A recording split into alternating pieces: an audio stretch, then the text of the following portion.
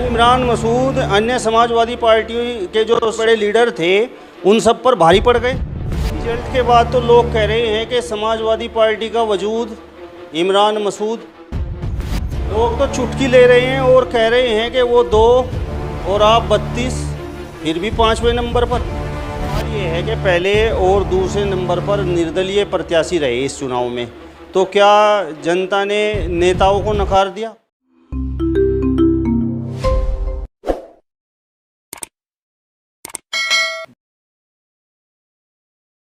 नमस्कार, स्वागत है आप सभी का हिंदुस्तान 24 पर और मैं आप सबके साथ विपिन चौधरी।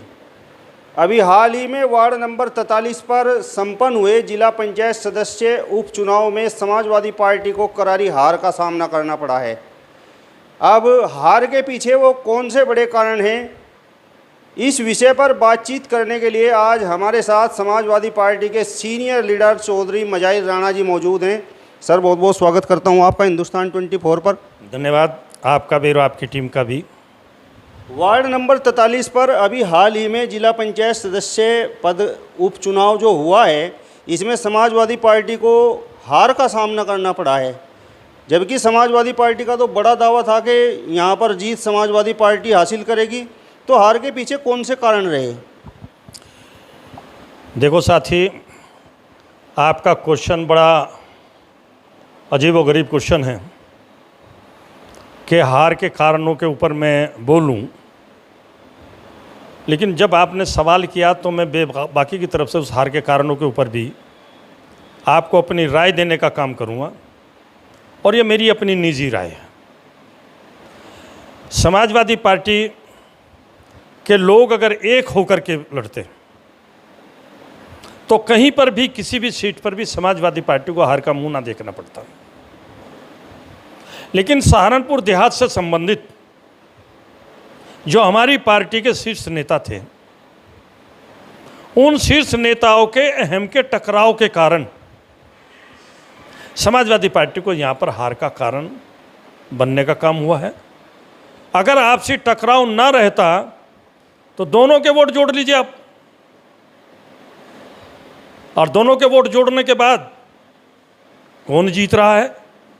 तो इसलिए समाजवादी पार्टी का ना तो ग्राफ घटा है, ये हमारी आपसी थोड़ी सी रंजिशबाजी के कारण, मैनेजमेंट सही ना होने के कारण हम लोग आपस में भिड़ बैठे और आपस में भिड़ने का ये नतीजा हमारे सामने आया है। यही कारण है कि समाजवादी पार्टी वहाँ से चारों खानों चित होगी, हार गई है।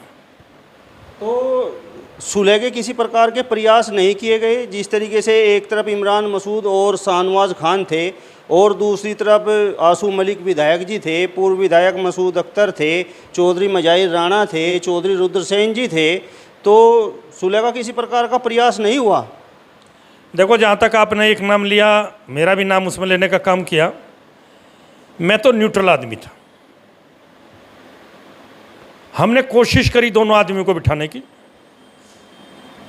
लेकिन एक आदमी, एक व्यक्ति जो अपने आप को समाजवादी पार्टी का सर्वा समझता है, यह समाजवादी पार्टी नहीं, जिस भी पार्टी के अंदर जाता है उस पार्टी को वो अडॉप्ट कर लेता है, पेटेंट कर लेता है अपने नाम, और वो ये समझता है कि मैं जो बोलूं वही पार्टी बोले जिस पार्टी में मैं हूं। उस आदमी ने जिस तरीके का रवैया अख्तियार किया, कोशिश करने के बाद भी ये सुलह सफाई नहीं हो सकी है। हमारे जैसे बहुत से लोगों ने यह कोशिश की कि हम किसी तरीके से इनको मन मिलवा करके और एक कैंडिडेट उतार दे पार्टी का, लेकिन कुछ लोग पार्टी के अंदर ऐसे आ गए हैं कि जो पार्टी को एक नहीं होने देना चाहते। वो ना तो राष्ट्रीय अध्यक्ष जी को समझने के लिए तैयार है, ना वो प्रदेश अध्यक्ष को समझने के लिए तैयार है।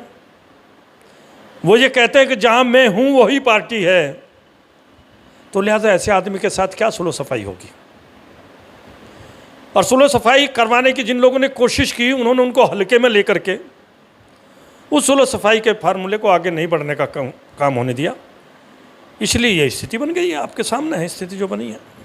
लेकिन सवाल तो सबसे बड़ा ये है कि समाजवादी पार्टी के जो घोषित प्रत्याशी थे वो तो 5वें नंबर पर रहे, और इमरान मसूद और एमएलसी शाहनवाज खान का जो प्रत्याशी थी आशा लता, वो तीसरे नंबर पर रही। तो इसके पीछे क्या कारण रहा? देखो, इसके पीछे साफ साफ से कारण है, लोगों ने उनको पसंद किया, उनको ज़्यादा वोट दे दिए। लोगों ने इनको पसंद नहीं किया, इनको कम वोट दे दिए। वो पहले से जिला पंचायत सदस्य रही है कैंडिडेट, और उस जिला पंचायत सदस्य को पहले से जो आगे बढ़ाने का काम कर रहे थे वो ये दूसरे वाले लोग भी कर रहे थे। उनके पास एक नया कैंडिडेट था, इसलिए ये स्थिति आपके सामने, ये स्थिति आप इसलिए बनने का काम हुआ है। यानी इमरान मसूद अन्य समाजवादी पार्टी के जो लीडर थे उन सब पर भारी पड़ गए। देखो, ये आप भारी मान लो या हल्का मान लो, मुझे आप एक बात बता दीजिए, फिर पार्टी का क्या औचित्य है? पार्टी का फिर क्या औचित्य है? अगर पार्टी कोई मैंडेट देती है और उस मैंडेट के विरुद्ध जाकर के मज़ाहिर राना अपना कोई कैंडिडेट उतारता है अपनी ताकत का मुजाहिरा करने के लिए, तो मैं पार्टी के लिए तो काम नहीं कर रहा हूँ। मैं तो केवल काम अगर कर रहा हूँ अपनी वर्चस्व कायम करने के लिए कर रहा हूँ, अपनी वाहवाही करने के लिए काम कर रहा हूँ।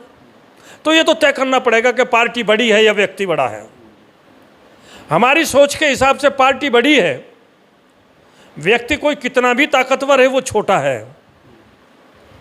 तो इसलिए पार्टी के लोगों को भी ये बात सोचना चाहिए कि पार्टी बड़ी है तो हमें पार्टी के निर्णय का स्वागत करना होगा। पीछे भी लोगों ने ये काम किया, एक परंपरा चला दी। मैं इन दोनों, ना पिछले कार्य को अच्छा मानता हूँ ना इस कार्य को अच्छा मानता हूँ। और फिर अगर आप ये काम करना भी चाहते हैं तो आपका फ़र्ज़ ये बनता है, आप बड़े हैं, पार्टी के कद्दावर आदमी हैं कहने को, तो कद्दावर आदमी तो तभी हैं जब आप पार्टी के तमाम लोगों को एक जगह मिला करके बिठा करके बात करें। आप लोगों से बात करना नहीं चाहते, नहीं, आपका फ़र्ज़ ये बनता था, आशा लता को ही लड़ाते हम, आशा लता से कोई किसी को परहेज नहीं था कि आप सबको बुला लेते, उस क्षेत्र से जो इलेक्टेड एक कैंडिडेट विधायक है, जीता हुआ विधायक है पार्टी का, आप उसके पास चले जाते या उसको अपने पास बुला लेते। दूसरा एक एक्स विधायक है, आप उसे अपने पास बुला लेते या उसके पास चले जाते, तो जो छोटा तो हो नहीं जाते। उनको कॉन्फिडेंस में लेने में कौन सा फ़र्क जा रहा था भाई? इसलिए मेरा बिल्कुल स्पष्ट मानना यह है कि जब तक हमें ये आदत नहीं छोड़ेंगे तब तक हम पार्टी को बढ़ावा नहीं दे पाएंगे। हमें पार्टी बनानी है, व्यक्ति नहीं बनाना। पार्टी जीतेगी सरकार बनेगी, पार्टी अगर नहीं जीतेगी तो सरकार नहीं बनेगी। तो इसलिए अगर ये बंटवारा हमें रोकना है तो व्यक्ति से ऊपर उठ करके पार्टी को लाना पड़ेगा, और पार्टी नंबर 1 पर होगी, व्यक्ति नंबर 2 पर होंगे। इसलिए सबको साथ लेकर के चलने की बात है, और सबको साथ लेकर के चलना ही चाहिए, तभी आप अपनी पार्टी को बढ़ा सकते हैं। इस रिजल्ट के बाद तो लोग कह रहे हैं कि समाजवादी पार्टी का वजूद इमरान मसूद। देखो, मुझे इस पर मैं आपको बता दूं, मैंने अभी अभी एक बात कही है, पार्टी का वजूद कभी व्यक्ति विशेष से नहीं हो सकता। पार्टी तो पार्टी होती है। ये ज़रूर हो सकता है कि पार्टी में एक आदमी ज़्यादा सक्रिय है, ज़्यादा लोग उसकी कार्यप्रणाली को पसंद करते हैं, ये तो हो सकता है। लेकिन पार्टी से ऊपर अगर हावी मानने की बात करोगे तो ये मैं नहीं मानता इस बात को। पार्टी से ऊपर कोई नहीं हो सकता, पार्टी से ऊपर व्यक्ति विशेष कभी नहीं हो सकता। पार्टी का नाम तो लेना ही पड़ेगा। अगर पार्टी का नाम नहीं लेंगे तो व्यक्ति विशेष की कोई औकात नहीं रहेगी। ये बिल्कुल स्पष्ट बात है। लोग तो चुटकी ले रहे हैं और कह रहे हैं कि वो 2 और आप 32, फिर भी 5वें नंबर पर।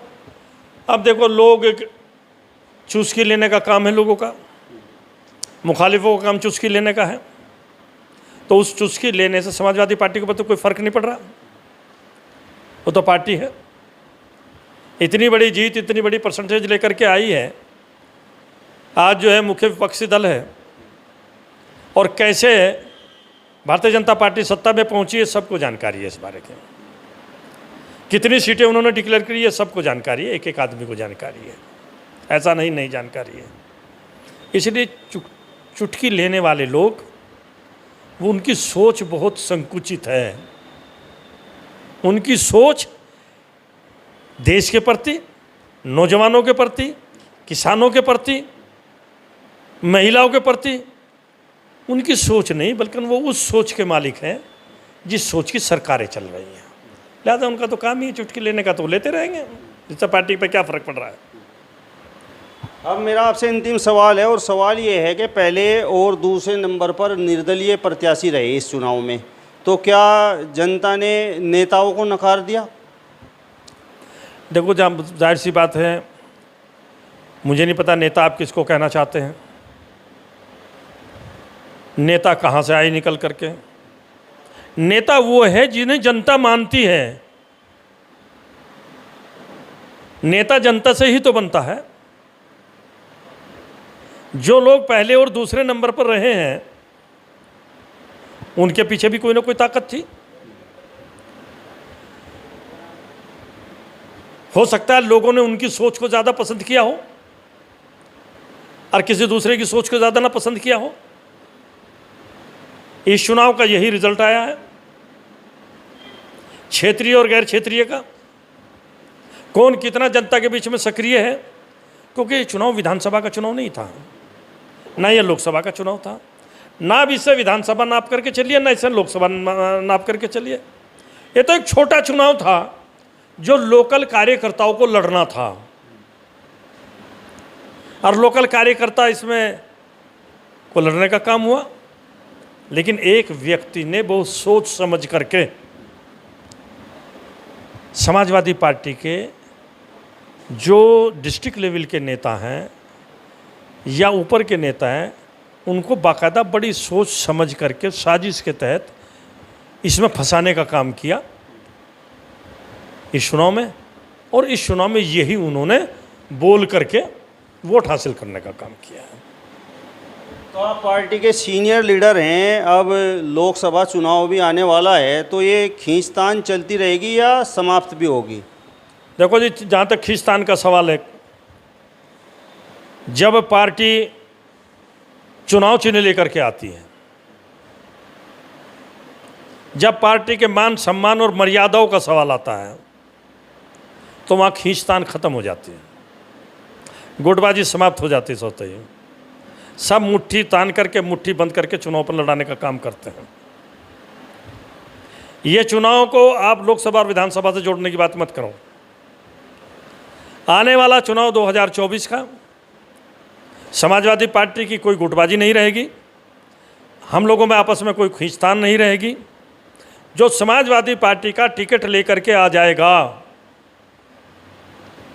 एक एक कार्यकर्ता उसका चुनाव लड़ाने का काम करेगा, उसको जिताने का काम करेगा। मतलब ये जो चुनाव हुआ है, इसमें पार्टी का मान सम्मान और मर्यादा का कोई मतलब नहीं था। जहाँ तक मान सम्मान और मर्यादा का सवाल था, इसीलिए लड़े लोग।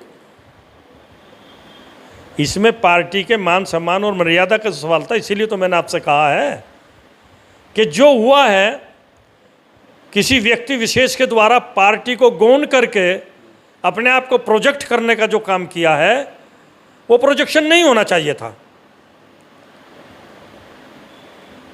तो जाहिर सी बात, जब चुनाव में पार्टी का नाम आया, तो पार्टी का नाम आने के बाद तो कुछ ना कुछ तो घटता ही है, ऐसा तो नहीं घटता है।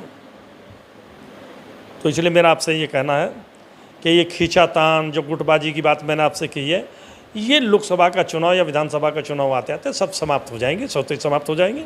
ये तो समाजवादी पार्टी के सीनियर लीडर चौधरी मजाहिर राणा ने बताया कि वार्ड नंबर 43 पर समाजवादी पार्टी के जो प्रत्याशी थे, उन्हें हार का सामना क्यों करना पड़ा और उसके पीछे क्या बड़ा कारण रहा। फिलहाल इस वीडियो में बस इतना ही।